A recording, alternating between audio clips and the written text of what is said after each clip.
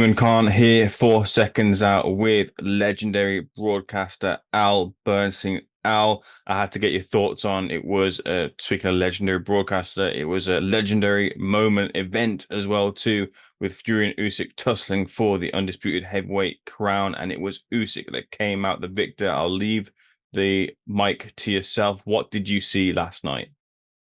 Well, what didn't we see? Man, what a fascinating evening on so many different levels.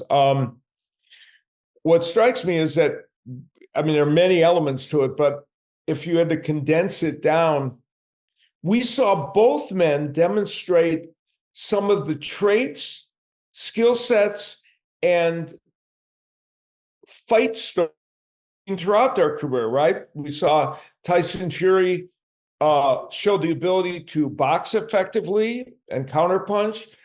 We saw the ability of him to withstand getting hurt and somehow miraculously stay in a fight. We saw his larger-than-life personality as part of it. And for Oleksandr Uysk, we saw his skill set, his ability to adapt in a fight, and we saw his toughness. And then finally, we saw something that is absolutely endemic to his brand as a fighter, the ability to control the later part of any fight to make sure he gets a win. So each man, in a way, did some of what they have always done.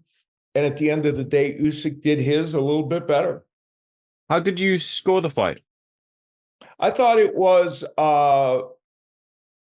definitely Usyk winning. I'm going to say the 115. I think one of the scores was 115, 112, right? Hmm. Uh, um, and I thought Usyk definitely won the first two rounds probably were for Usyk. For one for sure, maybe round two. Then there was like a 5 round period for Fury, and then I thought Usyk won 4 of the last 5 rounds, and of course one of those rounds was a 2-point round. Hmm. So I don't know where that puts him, but a several point for sure win for him. From the Fury fights that you've seen in the past, and for many people have made the observation that because of his resilience, he's been able to get back up off of some of the biggest or one of the biggest heavyweight hitters there's ever been in the form of Deontay Wilder, and other fighters have toppled him down to the canvas before, because he's been able to get back up. But against Usyk, who he dwarfed in both size and in weight by some 20, 30 pounds, Usyk put visibly the biggest dent we've ever seen in Fury. Why do you feel that was? Very interesting. Yeah, that's a really intriguing thing. Well, uh, part of it, I guess, is Fury kind of, you know, he hit the wall a little bit. Now, whether he hit the wall just before he got hurt or Mm, being hurt created it, is hard to tell. Probably the reason that he was more hurt than he had been in the past is Usyk put his punches together in that round, didn't he? He mm, he he landed hellacious combinations. So once he got Fury hurt, Fury would have been better off going down earlier and trying to take a knee and seeing if he could use those recuperatory powers. Uh, exactly why Usyk was able to hurt him in a way others didn't is interesting, right? Because we've pointed out that here's Wilder, one of the biggest punching heavyweights. I mean, we've seen this Fury go down before, even against cruiserweights like yeah. Steve Cunningham, and people that are smaller. So that's not shocking, but the fact that he was able to hurt him so, which by the way, which if you want, brings us to the discussion of that round. Was it round 9? I think it was. Sure. Um, which is a central issue in this fight, and one in which I've changed my mind 2 or 3 times about a lot of it. My initial reaction was that Mark Nelson, and I still think this part is true, it was correctly called a knockdown when he called it a knockdown because the ropes held him up. However, 5 or 6 seconds previous to that, when I was really looking back at the tape, the exact same thing happened, right? Or 7 or 8 or 9 or 10 seconds earlier. He didn't call that a knockdown. So he waited for the moment, and only Mark Nelson knows why he did this. I'm not necessarily casting aspersions on him, but doesn't look great for him. He waited for the moment when Tyson Fury was in full-on trouble and very vulnerable to Usyk, where one more punch was going to end the fight, when he did call it. He didn't call it the time before. It might have been 2 times before when he could have. So while I think Nelson was correct, he was correct in a way that still helped Fury. And the other question is, when you look at it, and this is something referees keep doing, they take a long time when some fighters get knocked down before the action resumes. Sometimes it seems incredibly biased for one fighter, especially it seems to always happen when there's a quote unquote A and B fighter. I don't know if there was an A and B fighter here, and I'm not suggesting for sure that Mark Nelson was guilty of this, but many people have commented. It wasn't as blatant as others have had it, but he did take a long time. So that whole sequence, remains under interpretation. Though some parts of it technically were correct by Nelson, it led to the idea that Fury could continue. The keys to victory that you gave me in our previous interview, one of the shared ones between Fury and Usyk was the jab. Now, I imagine naturally you might say that the jab was more effectively used by Usyk, but yes, in terms of the story of the fight, how do you feel that jab battle was won and lost? Yeah, it is funny that there were 3 things that I thought Fury needed to do. Jab, he needed to land the uppercut, which he did in that fight. And he needed to use the left hook a little bit more, which on occasion he did, but he didn't use it enough. So the uppercut was almost the punch that won him the fight, wasn't it? Because he hurt Usyk several times badly with the uppercut, but didn't follow up. The thing about the jab, and somebody might look at that fight and think, oh, well, you were wrong. You said the jab was important, but it wasn't the primary thing it ended up. Well, Fury's jab, when he used it, helped him, but then he didn't use it, did he? He stopped using it. The thing about the Usyk jab is, it isn't that he landed a zillion jabs. It is that he used it very well as a rangefinder and used it very well to walk down Fury. He didn't just walk in, he walked in jabbing. Big difference.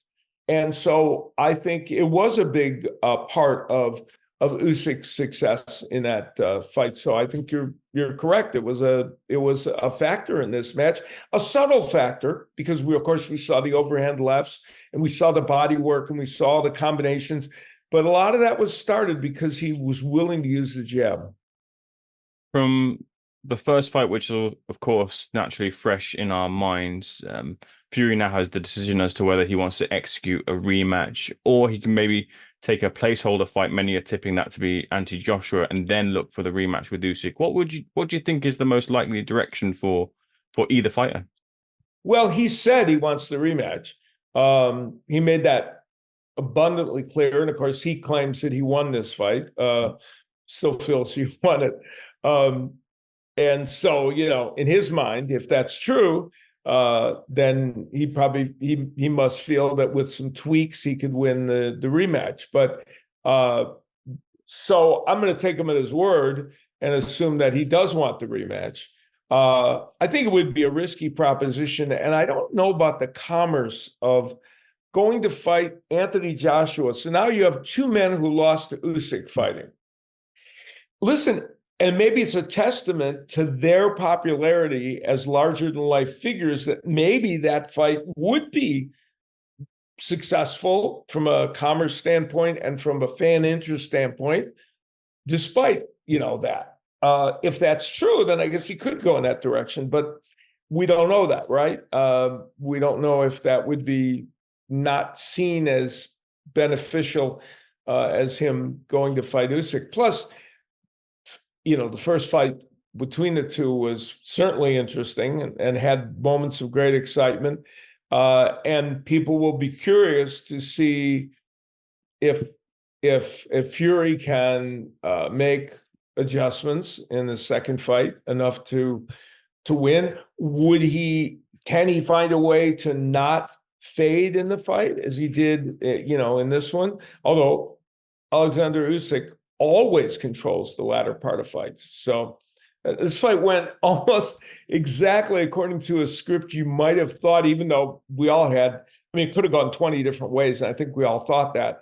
But this was one script you could foresee, with Usyk getting off to a pretty good start, Fury doing well. But we know Usyk often, closes fast. And that's what happened here. There was a lot of discussion about Oleksandr Usyk and apparent weakness to the body off of the back of now Chisora, Joshua fights as well too. Now Tyson Yeah. Fury, who all made efforts to Yes. topple to crunch Usyk to the body. Can we still call that a weakness? That's an interesting question, a really good question.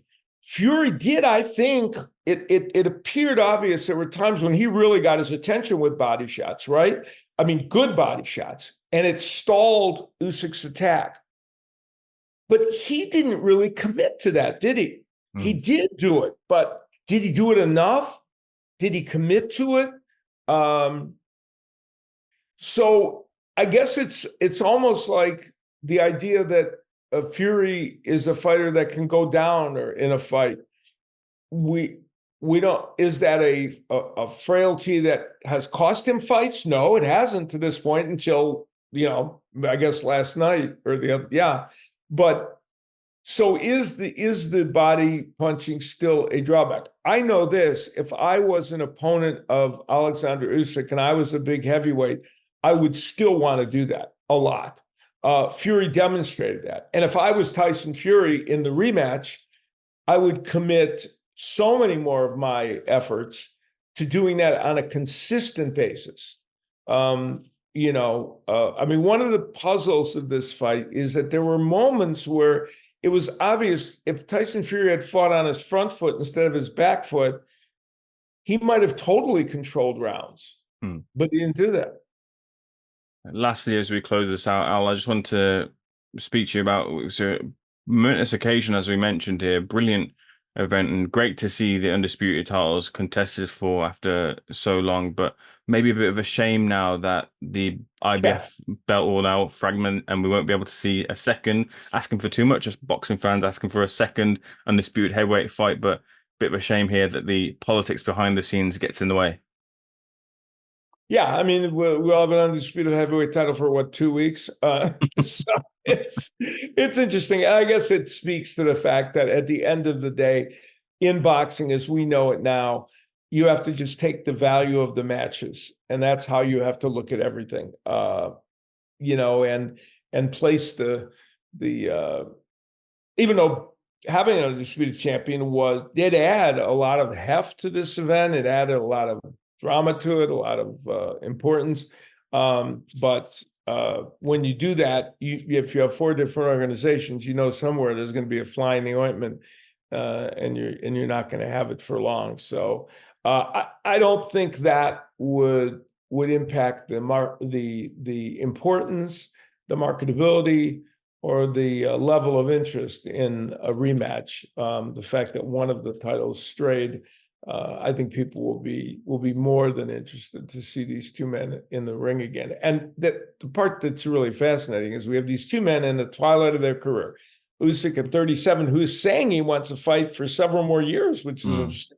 Because I really got the impression he was, not going to do that. And then you have Tyson Fury, who at 35 is kind of indicating he wants to continue on longer than we might have expected.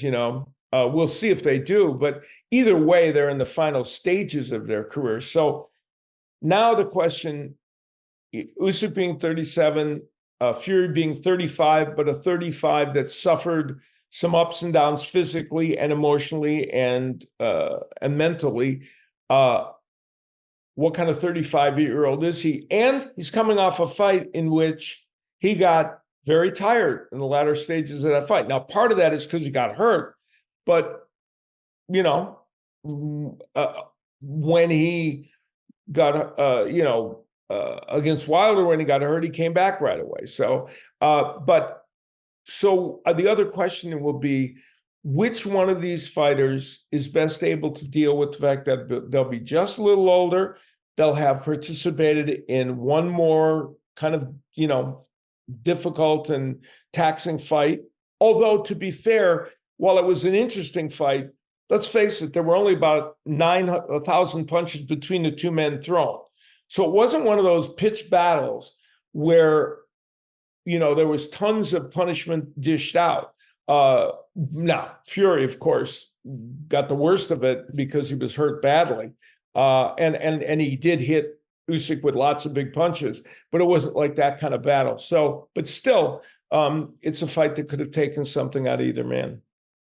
Al, lovely conversation. Pleasure speaking to you once again. Thank you for speaking to Seconds Out, and all the best on the 23rd as well, too. Yeah, May 23rd, big time USA boxing on DAZN. We're going to, speaking of heavyweights, Jermaine Franklin's going to be involved with that, and he's, of course, hoping to make his way still at age 30 in the heavyweight division. So we're going to have fun. I'm looking forward to going to the Motor City. Haven't been there in a while, and looking forward to getting back in front of the mic again. Looking forward to watching it too. Thank you once again.